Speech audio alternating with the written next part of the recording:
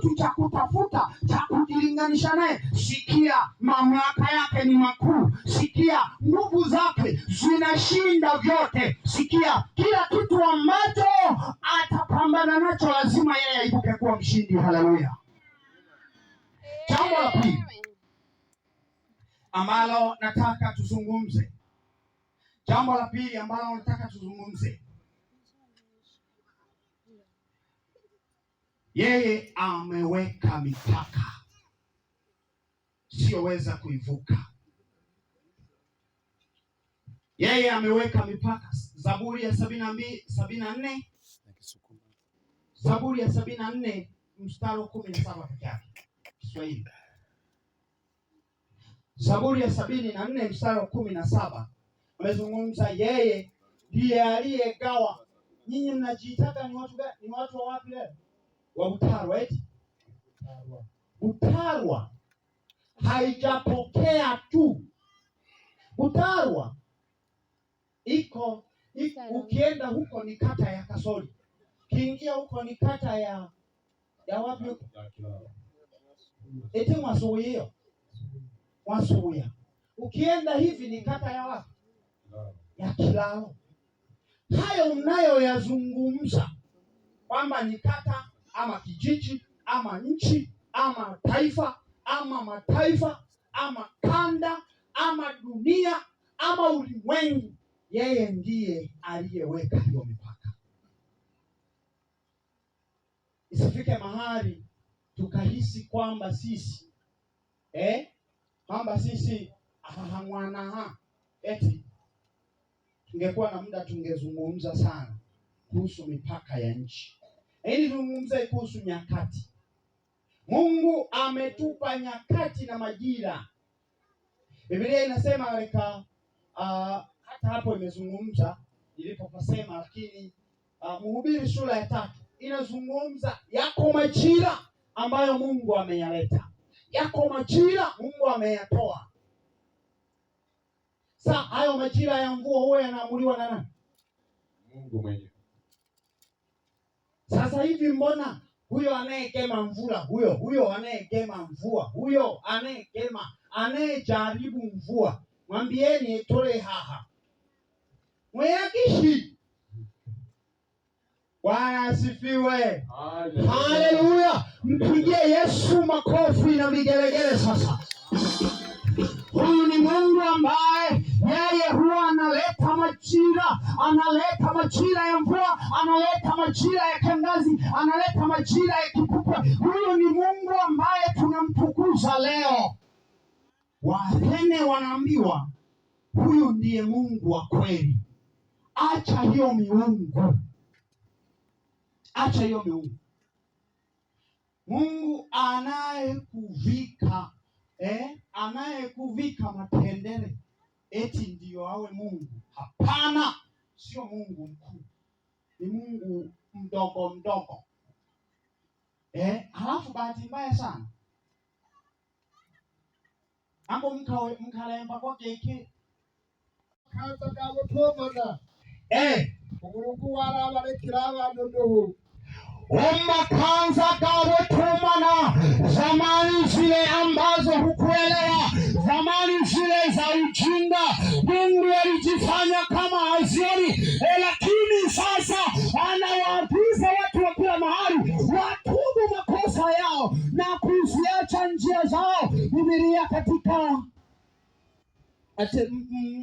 Nyakati sura ya 7 mstari wa 14 unazungumza habari za ikiwa watu wangu Teruhero 33 haya geke pia umakanza gabutomana Umurungu warabarekire duha abantu wale wabareka duha abantu itegeka tokubonaga ole wakureka duho sio kama hakuoni ila alikuacha tu.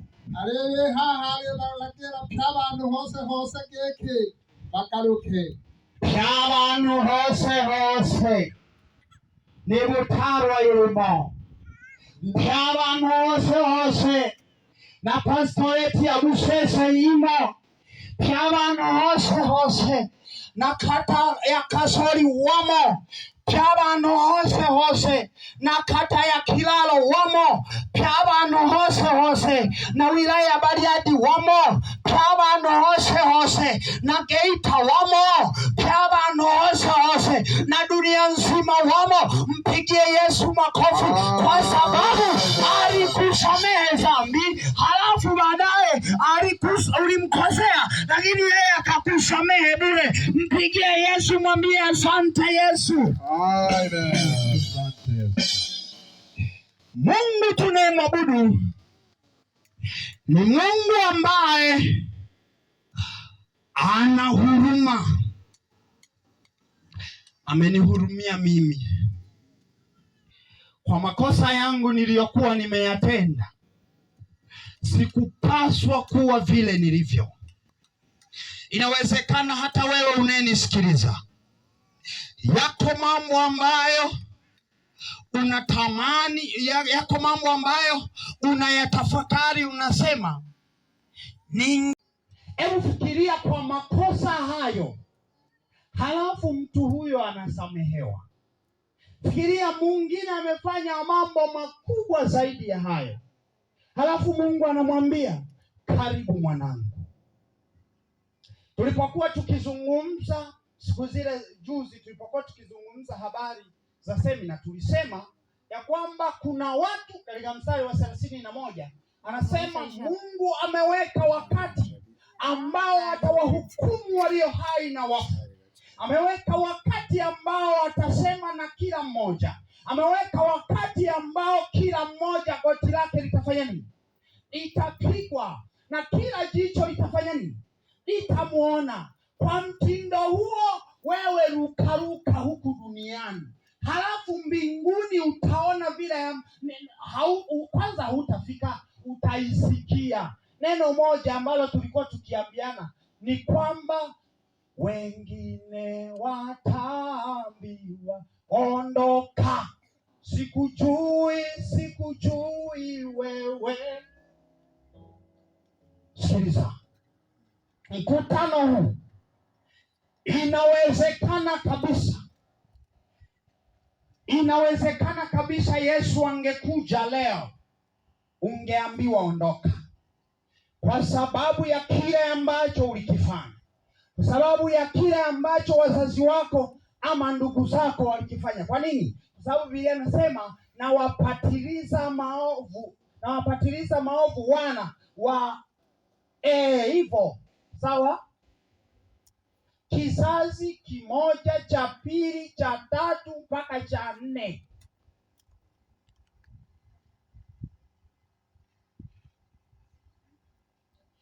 Maisha tunayoishi nayo ni maisha ambayo nimezungumza nikasema ni maisha ambayo unaweza kukosea kwa kulazimishwa ama kwa kutokulazimishwa, unaweza kukosea.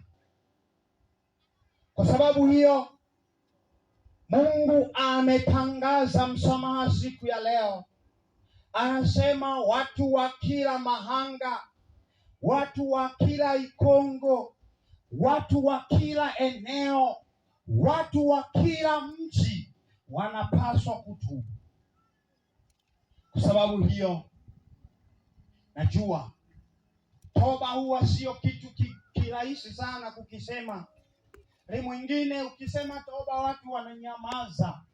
Lakini sikia nikwambie, neno la Bwana linasema usipotubu kuzimu inakuhusu. Usipotubu ziwa la moto lipo linakuhusu. Usipotubu yeye